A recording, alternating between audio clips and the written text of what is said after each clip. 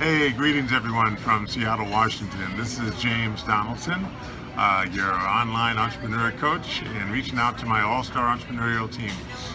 Today I've got the pleasure to introduce a dear friend of mine, a fellow I've worked with personally over the years. He was a business coach for me for many years, marketing coach, gave me a lot of great tips and advice on how to run my business, and it really came in helpful.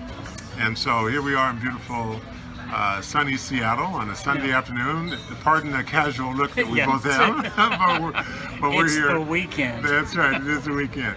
So without any further ado, this is a dear friend, Patrick Williams, from nearby Seattle, down in Gig Harbor, south of Seattle. And he's going to talk to you a little bit about what it's like to be an entrepreneur. He's been the typical 9-to-5 employee, he's been an employer, he's done the whole gamut. And this is what we want to talk to you today about, how to make that transition and that switch, and get the nerve up some point in your life to make that jump to being an entrepreneur. Patrick, take it away. What do you think? I appreciate that. Thanks, James. I appreciate the kind words. Yeah, what James says is true. I've done it all. I've been an employer, and if you've been an employer, you understand the headaches, the unique headaches you get with that, as far as dealing with employees and all the other things you have to deal with. And I've been an employee. As a matter of fact, it wasn't that long ago.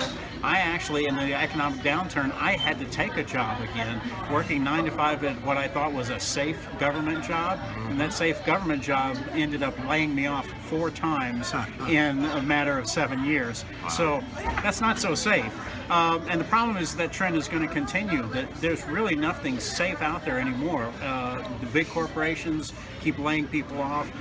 Government agencies keep shrinking. There is no safe job anymore. It's just a fallacy to think that anybody is going to take care of you or is going to be concerned about you more than you'd be concerned about yourself and your family. Yeah. So that's why entrepreneurship is probably the smartest thing that anybody could do.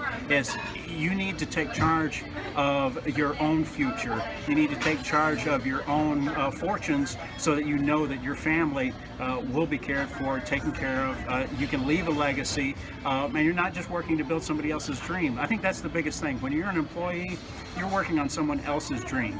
If you want to work on your own dreams, entrepreneurship is really the only way to do it. And make no mistake, you're going to get beat up a little bit when you first get out there. But as a good friend of mine says, your parachute will open. You've got to make the leap. You've got to have faith, and you've got to act in faith. And that's where all the fortunes will come. Yeah, and the rewards are so great. So, hey, this is James Donaldson and Patrick Williams from